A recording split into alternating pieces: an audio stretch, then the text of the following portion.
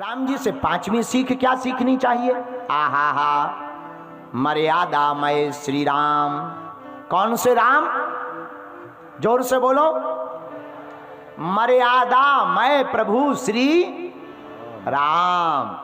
अच्छा, अभी कुछ दिन पहले भारत में एक विरोध उठा, एक चौपाई के ऊपर, ढोल गवार सूत्र पशुनारी, ढोल गवार सूत्र पशुनारी, ढोल गवार सूत्र पशुनारी, ढोल गवार सूत्र पशुनारी, सकल ताड़ना के अधिकारी, सकल ताड़ना के अधिकारी।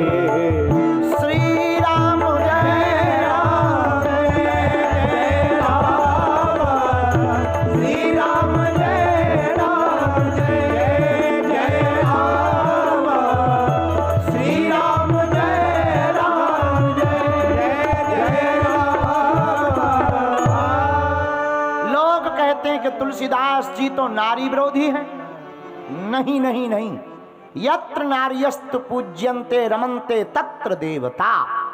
मेरे पागलों, ना तो तुलसीदास जी नारी विरोधी हैं, ना तुलसीदास के प्रभु श्री राम नारी विरोधी हैं। इनसे बड़ा मर्यादित कोई नहीं। इसके कुछ क्रम देखिए।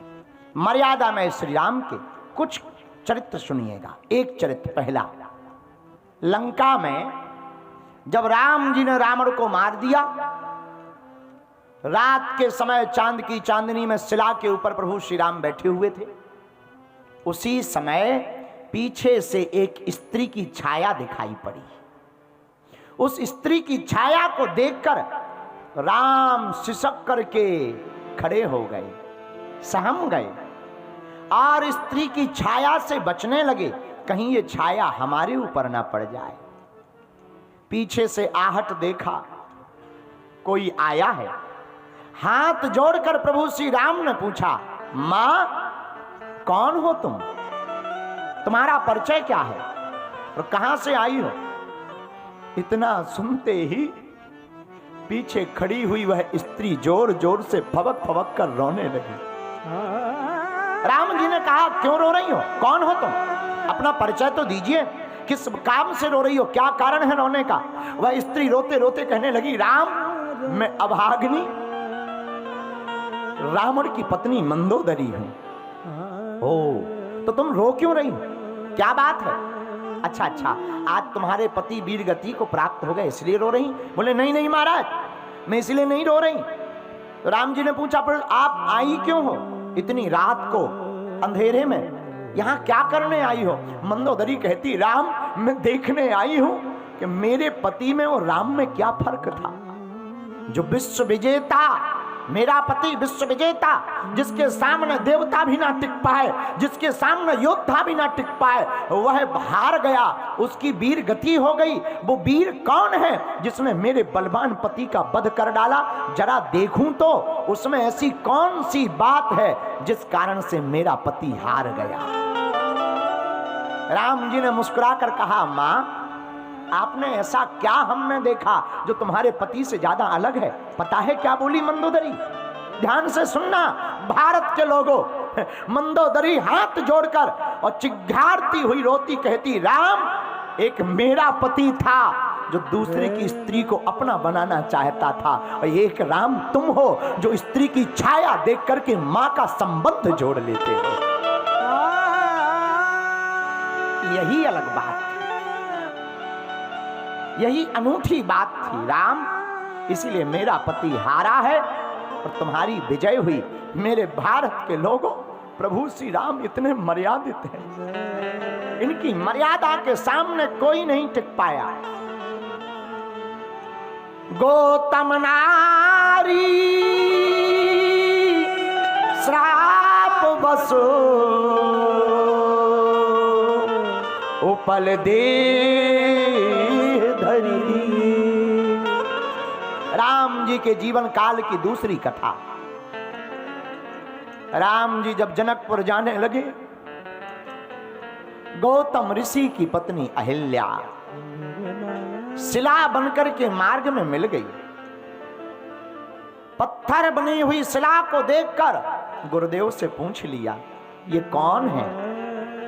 तो गुरुजी मुस्कुराकर बोले, जिस पर किसी की नजर नहीं गई उस पर आपकी नजर चली गई। मतलब अब आपकी नजर से इसकी नजर में कमाल हो गया, अब ये शिला नहीं रह पाएगी। नाथ, आप पहचान गए, आपने ठीक पूछा ये कौन है।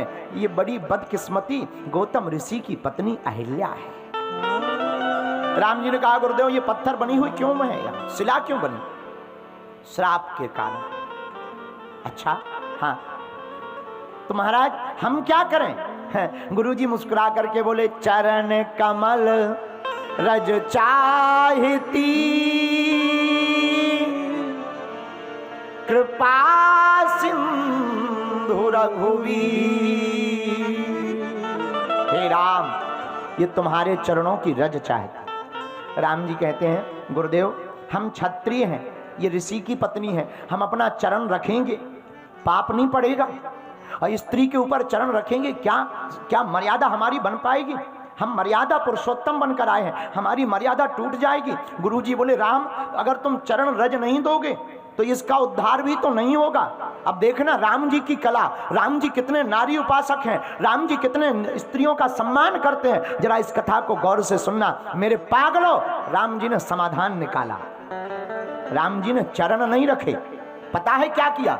राम जी ने चरण उठाया, हवा की तरफ इशारा किया, पवन का झोंका लगा और भगवान के चरणों की रज उड़कर उस गौतम ऋषि की नारी शिला के ऊपर पड़ गई और जैसे ही पड़ी तो उसका उद्धार हो गया। इतने मर्यादित हैं, इतने मर्यादित प्रभु श्री राम। मेरे पागलों, प्रभु श्री राम से यह पांचवी शिक्षा पूरे विश्व को लोगों को लेना चाहिए कि हमेशा अपनी माता का, बहन का और भारत में रहने वाली सभी नारियों का सम्मान करना चाहिए। भारत में नारियां देवी का रूप मानी जाती हैं और इसलिए भारत को विश्व गुरु कहा जाता, जहां स्त्रियां भोग हेतु नहीं अपितु स्त्रियों को मातृत्व का दर्जा दिया जाता है। भारत कोई साधारण देश नहीं है। कान खोलकर सुन लो, भारत के ऊपर उंगली उठाने वाले और भारत के साथ दोगलापंती करने वाले लोगों, भारत कोई साधारण नहीं है। भारत मातृत्व प्रधान देश है। भारत में गाय माता है, भारत में गंगा माता है, भारत में गीता माता है और भारत स्वयं ही माता है।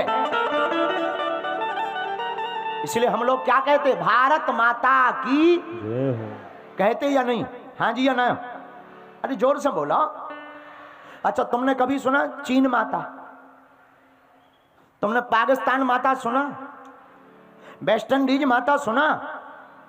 लेकिन भारत माता तो सुना। इससे सिद्ध हो गया कि भारत ही माता है, बाकी सब बेटा है। बोलो सीताराम। जोर से बोलो और जोर से बोलो। लेकिन कई लोग तो कहने लगते हमें तो भारत में ही डर लगता है। बताइए, जिन्हें माँ के आंचल में ही डर लगता उनकी ठटरी तो है। भारत माता है, ये प्रभु श्री राम से सीखना। तो पांचवी शिक्षा है मर्यादामय श्री राम। राम जी मर्यादामय हैं।